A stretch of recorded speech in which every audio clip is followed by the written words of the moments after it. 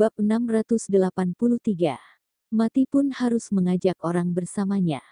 Karena Brion mencemarkan nama baik keluarga Okto di depan wartawan media di pagi hari, dalam sehari ini, hatersnya meningkat hampir 10 juta. Akun Instagramnya dikomentari oleh banyak netizen, banyak orang juga memperhatikan gerakannya. Tidak tahu apakah Brion berencana untuk menyerah atau tidak. Pada malam itu, Brion mengekspos banyak informasi buruk tentang Fajar di Instagram. Pertama, Brion mengeluh sambil menangis di Instagram bahwa Fajar tidak memberinya apapun setelah bercerai. Kemudian mengunggah foto di mana Fajar memukulnya. Brion menuduh Fajar sebagai bajingan dan sejenisnya. Selanjutnya, Brion juga mengekspos bahwa grup Libra menghindari pembayaran pajak. Kemudian siapa yang pernah diperhitungkan oleh Fajar di dunia bisnis atau menggunakan alasan yang hanya untuk bersenang-senang, Fajar pernah memanfaatkan istri dari siapa, dan pernah memiliki hubungan ambigu dengan pasangan siapa, serta demi mendapatkan proyek kerja sama, siapa yang pernah disuap olehnya. Brion juga mengunggah beberapa bukti untuk membuktikan bahwa perkataan yang dikatakan olehnya merupakan perkataan yang sebenarnya. Jika ada yang tidak percaya, mereka bisa memeriksanya. Alasan kenapa tidak mengunggah lebih banyak bukti, karena masalahnya terjadi secara mendadak. Brion sepenuhnya tidak melakukan persiapan, sekarang sudah bertengkar dengan Fajar. Brion tidak mungkin bisa mendapatkan lebih banyak bukti lagi. Di internet, banyak orang yang memarahi Brion karena Brion pantas diperlakukan seperti ini, kemudian juga ada orang yang memarahi Fajar merupakan pria bajingan, serta ada orang yang memarahi keduanya. Komentar populer yang pertama. Kebaikan dan kejahatan akan selalu diingat, tidak ada seorang pun yang bisa melarikan diri dari karma. Bahkan mati juga harus menarik seseorang untuk menemaninya. Berita hari ini benar-benar sedikit menarik. Komentar populer yang kedua, sialan. Fajar menghindari pembayaran pajak, memainkan istri orang lain, membuat orang lain menjadi suami yang memiliki istri yang tidak setia. Skandal ini membuat orang menggelengkan kepala. Brion mencemarkan nama baik keluarga Okto di pagi hari, mencemarkan nama baik tuan muda kedua. Brion berencana untuk membuat opini publik, sehingga membuat semua orang jatuh ke dalam keadaan panik. Kemudian Tias menjadi sangat berbisa, tidak hanya meracuni sepupunya, nyonya muda kedua Okto, tapi Tias juga ingin mencelakai dua bocah yang imut di keluarga Okto. Ini benar-benar orang yang tidak memiliki pemikiran yang sama, tidak ditakdirkan untuk bersama. Sialan, setiap orang sangat ganas, benar-benar merupakan iblis. Komentar populer yang ketiga, awalnya Brion dan Tias sudah cukup menjijikan, tidak menyangka bahwa ada hal-hal yang lebih menjijikan. Semua anggota di keluarga ini merupakan sampah dan bajingan, kenapa tidak mati saja? Komentar populer yang keempat, menghindari pembayaran pajak. Minta pemerintah memeriksa dan menghukum dengan ketat. Membuat orang lain menjadi pria yang memiliki istri tidak setia. Suruh orang membunuhnya saja. Komentar populer yang kelima, begitu melihat adegan seperti ini, itu sudah muncul adegan di mana anjing sudah saling menggigit, akhirnya muncul adegan di mana kedua belah pihak kalah. Keluarga Libra. Setelah melihat informasi buruk yang diunggah oleh Brion, Fajar sangat marah hingga seluruh wajahnya sangat suram. Dasar wanita pelacur. Fajar sangat marah hingga melemparkan ponselnya ke lantai. Fajar memerintah sambil menggertakkan gigi pengawal. Cepat temukan Brion untukku, aku harus membunuh pelacur ini. Meskipun informasi buruk yang diunggah oleh Brion tidak akan menghancurkan grup Libra, tapi juga cukup membuat citra grup Libra mengalami penurunan yang drastis. Setelah mendengarkan ini, ajudan terpercayanya segera berbalik badan dan berjalan keluar untuk menjalani tugas. Tapi Fajar juga tidak berpikir, jika Brion berani untuk mengungkapkan beberapa skandal ini, Brion pasti sudah bersembunyi terlebih dahulu. Sesuai dengan kemampuan Fajar, jika ingin menemukan Brion ini pasti sangat sulit. Beberapa masalah yang berkaitan dengan keluarga Libra, anggota dari keluarga Okto memilih untuk melihat masalah orang dengan sikap yang tidak peduli. Mereka ingin melihat Fajar dan Brion saling menyakiti. Karena beberapa skandal itu, saham grup Libra menurun sangat drastis. Setelah membalas dendam pada Fajar untuk sementara waktu, Brion teringat putrinya masih ada di tangan Ezra. Selain ada uang sebanyak puluhan triliun di dalam brankas, sekarang Brion hanya memiliki seorang putri. Brion tidak kejam seperti Fajar. Demi keluarga Libra, Fajar bahkan tidak menginginkan putri yang dilihat olehnya dari kecil sampai besar. Brion ingin menyelamatkan putrinya dari tangan Ezra. Brion berpikir bahwa setelah menyelamatkan putrinya, Brion baru membunuh Fajar lagi, kemudian membawa putrinya meninggalkan kota Leicester. Kemudian masalah tentang kebenciannya dengan keluarga Okto, Brion akan menunggu kesempatan yang baik, 10 tahun sama sekali tidak terlalu lama. Di negara R orang yang menderita gangguan jiwa sama sekali tidak perlu bertanggung jawab jika membunuh orang. Keesokan paginya, Brion mengunggah sertifikat penyakit mental yang diterbitkan oleh rumah sakit 2 tahun yang lalu itu menunjukkan bahwa Tias sudah mengalami gangguan saat berada di dalam penjara. Bahkan memberi isyarat bahwa alasan kenapa Tias akan meracuni orang dan menculik 2 anak itu, sebenarnya Tias bertindak saat penyakitnya kambuh. Putrinya sama sekali tidak tahu apa yang dilakukan oleh diri sendiri. Putrinya sama sekali tidak bisa mengendalikan perilaku diri sendiri saat penyakit mulai kambuh. Brion memohon agar Ezra melepaskan Tias. Brion juga menekankan bahwa beberapa masalah yang dilakukan oleh Tias, hukuman apa yang akan diberikan nanti, semuanya diputuskan oleh hakim, tapi bukan Ezra yang memutuskannya. Setelah Brion mengunggah postingan ini di Instagram, ini menimbulkan kemarahan dari banyak netizen. Komentar populer yang pertama, sialan. Benar-benar tidak masuk akal, sekarang sertifikat penyakit mental benar-benar menjadi medali emas untuk terbebas dari kematian. Lain hari aku juga ingin membuat sertifikat penyakit mental, aku akan membunuh anggota di keluarga Libra, kemudian juga akan mengatakan, biaya perjalanan untuk penggalangan dana dan juga biaya untuk membuat sertifikat penyakit mental.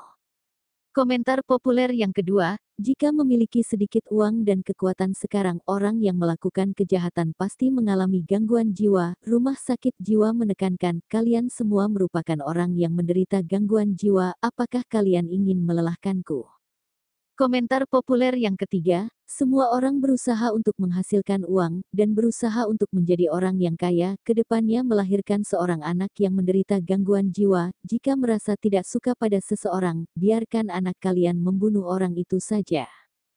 Komentar populer yang keempat, kenapa Brion masih belum mati? Setiap harinya hanya tahu untuk membuat orang merasa jijik, apakah ini menarik?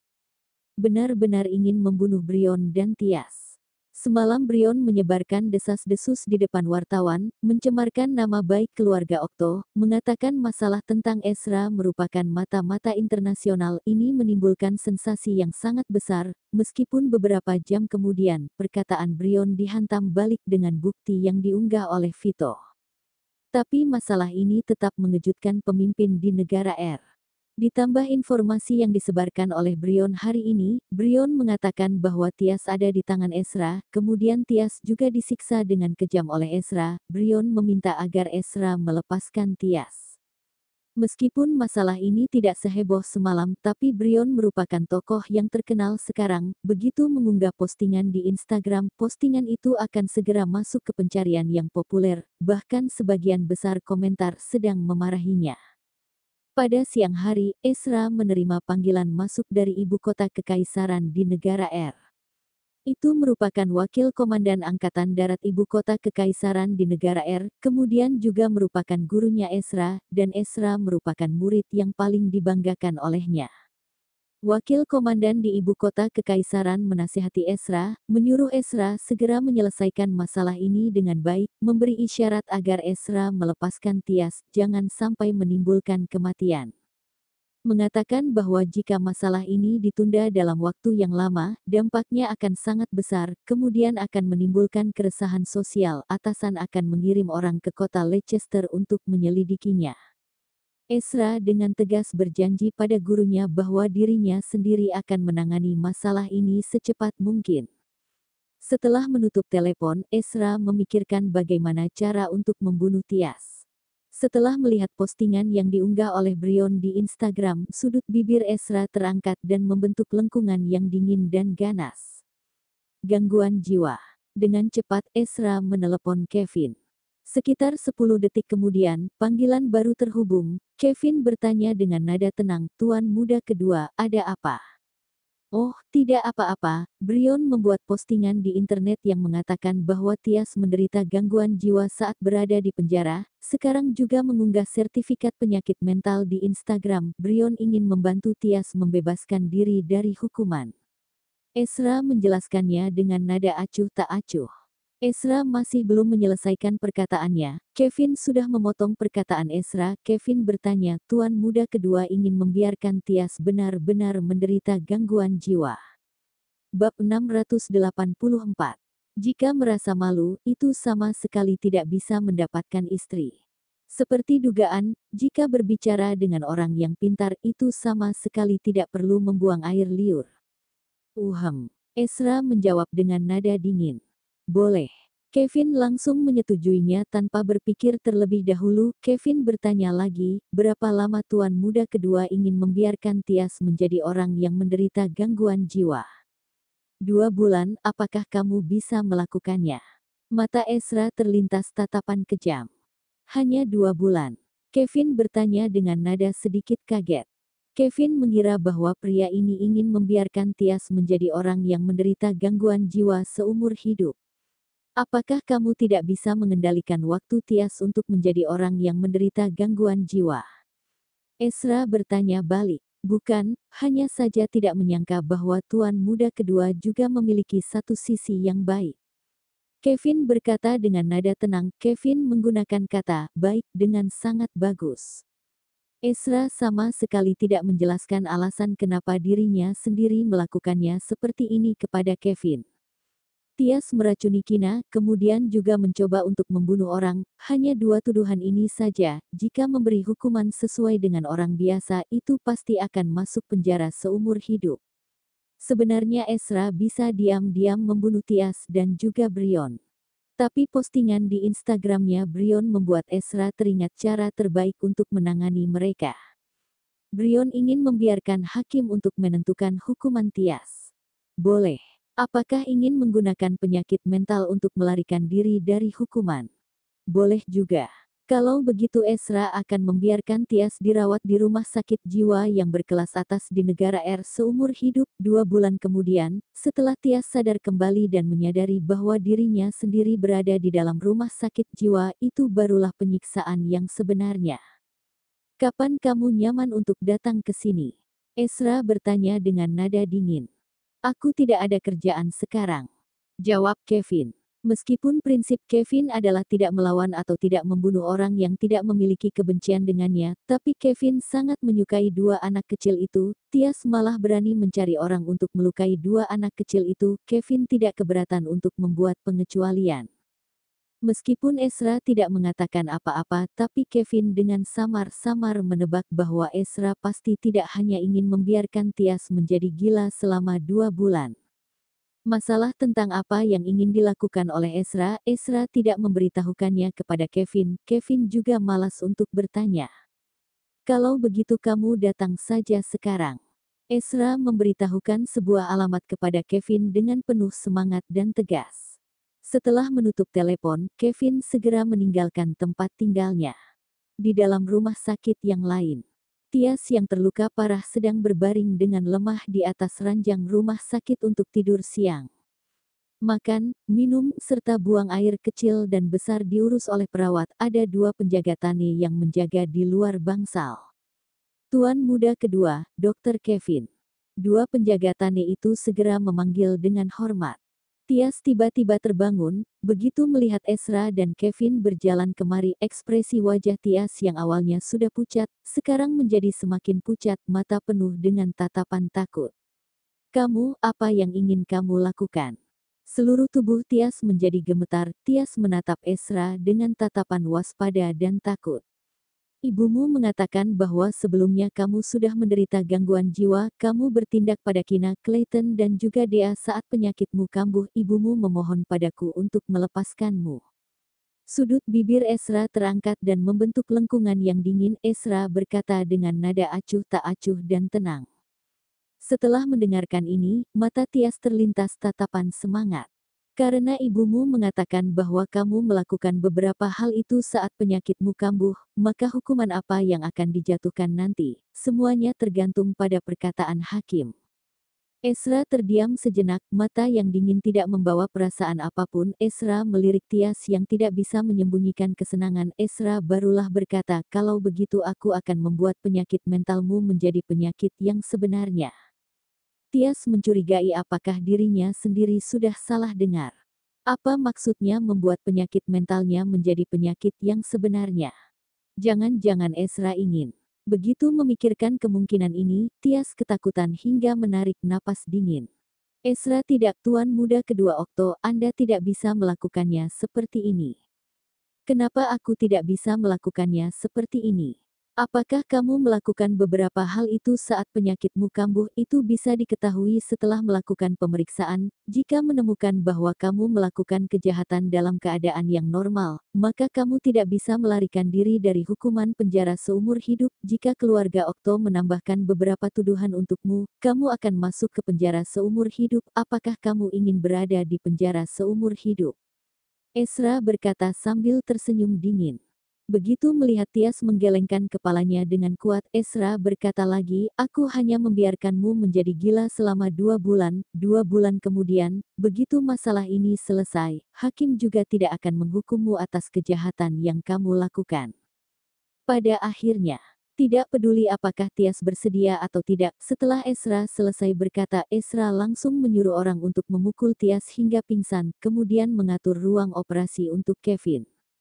Jika ingin membiarkan Tias menjadi gila selama 2 bulan, bagi Kevin ini hanyalah sebuah operasi yang kecil. Operasi ini hanya membutuhkan waktu sekitar setengah jam. Setelah itu, Ezra menyuruh dokter di rumah sakit untuk menelepon Brion, menyuruh Brion untuk membawa Tias pulang. Selanjutnya, Brion dan Tias hanya perlu untuk menunggu pengadilan dibuka dan menghadiri pengadilan. Saat itu, masalah ini sudah hampir selesai. Setelah Brion bergegas ke rumah sakit dan melihat putrinya, penjaga Tane mungkin mengatakan sesuatu yang mengancam Brion. Brion langsung mengganti rumah sakit yang lain untuk putrinya, kemudian tidak membuat keonaran lagi. Dea juga tinggal di rumah sakit selama 2 hari lagi. Dea pulih dengan sangat cepat tapi masih belum sepenuhnya pulih. Dea sudah ingin pulang ke rumah dan tidak mau tinggal di rumah sakit lagi. Setelah bertanya pada Kevin, Albert baru membuat prosedur untuk pulang. Albert tidak membiarkan Dea kembali ke rumah Okto, sebaliknya berencana untuk membawa Dea kembali ke rumahnya. Albert, ayah dan ibu mengatakan bahwa Dea dan Clayton pulang dari rumah sakit hari ini. Mereka menyuruh kita untuk membawa 2 anak ini kembali ke rumah untuk makan. Kina berkata pada Albert sambil memegang tangan Clayton. Aku sudah lama tidak membawa Dea untuk makan bersama dengan ayah Kina dan ibu Kina. Albert langsung menyetujuinya. Setelah keluar dari rumah sakit, Albert membawa Dea naik ke mobil Ezra. Clayton duduk di belakang, Kina duduk di kursi sebelah pengemudi, tapi untungnya, Ezra mengendarai mobil Bentley yang terdiri dari 6 kursi hari ini. Vito juga langsung naik ke mobil kakak keduanya tanpa mengatakan apa-apa. Dedi, apakah kamu juga ingin pergi ke rumah kakek dan nenek untuk makan? Dea duduk di kursi pengaman anak. Dea menggoyangkan kedua kakinya yang pendek. Ayah Kina dan ibu Kina sama seperti keluarganya Albert. Dea memanggil ayah Kina dan ibu Kina sebagai kakek dan nenek. Iya, Dedi juga ingin pergi ke rumah kakek dan nenek untuk makan. Vito menjawab sambil tersenyum lembut. Meskipun kakak iparnya tidak mengatakan bahwa apakah ayah Kina dan ibu Kina mengundangnya atau tidak. Tapi Vito sama sekali tidak peduli. Jika merasa malu, Vito tidak akan bisa mendapatkan Albert.